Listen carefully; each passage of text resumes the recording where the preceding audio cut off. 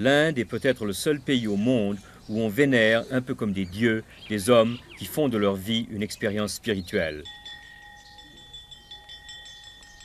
Un de ces hommes, c'est Vinoba Bhave, l'héritier spirituel de Gandhi.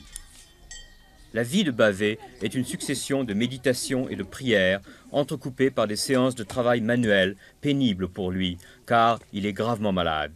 Tous les jours, avec ses disciples, il participe à la construction de ce puits dans le jardin de sa retraite à Sonar, dans le centre de l'Inde. Bhave a voulu améliorer le sort des paysans indiens en persuadant les gros propriétaires de donner leurs terres et en persuadant les paysans eux-mêmes de mettre leurs ressources en commun. Il a parcouru 50 000 kilomètres à pied, prêchant la non-violence et le renoncement volontaire au bien de ce monde. Certains disent que son expérience a été un échec et que seulement une infime portion des terres est revenue aux paysans. Mais les Indiens eux-mêmes pensent surtout que sa vie a valeur de symbole. Bhave est entouré de disciples qui vivent comme lui. Ici, les castes sont abolies et chacun doit pratiquer un travail manuel. La discipline est stricte, mais la porte est toujours ouverte. Le premier geste de Lal Bahadur Shastri, le nouveau Premier ministre de l'Inde, après sa nomination, a été de rendre visite à Vinoba Bhave. Il reçoit d'ailleurs des visites tous les jours. Des ministres, des fonctionnaires, des gens de toutes conditions viennent le consulter. Ils lui demandent tous qu'il consente à se faire hospitaliser, car, en dehors de troubles d'équilibre, de surdité et d'ulcères, il est à bout de force. Le résultat de son pèlerinage forcé à pied à travers l'Inde tout entière. Mais Bhave dit « Je suis bien ici, et je sers encore à quelque chose ». Il est parfaitement au courant des événements mondiaux. Un disciple lui prépare tous les jours une revue de presse. Les repas sont pris en commun.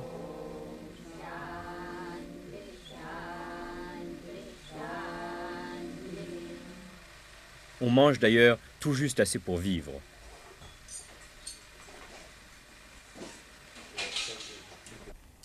Depuis 2 mois, Bhave avait fait vœu de silence, qu'il a brisé pour nous parler et en même temps pour parler à ses disciples réunis de l'importance de la renonciation de soi.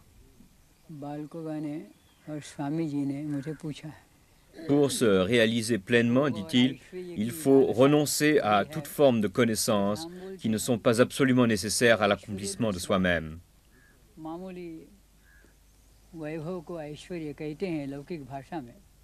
Mais ce mystique a aussi un côté pratique. Je lui ai demandé s'il était satisfait de son œuvre.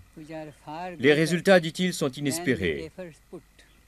Je lui demande s'il changerait quelque chose dans sa doctrine, s'il avait sa vie à refaire. Je donnerais, dit-il, plus d'importance à la formation de cadres qui soient capables d'expliquer aux paysans comment ils doivent s'aider eux-mêmes. Il dit qu'il n'y a pas nécessairement opposition entre les formes de pensée occidentale et la pensée indienne, et que lui-même s'est d'ailleurs largement inspiré de la religion chrétienne avec ses valeurs morales absolues.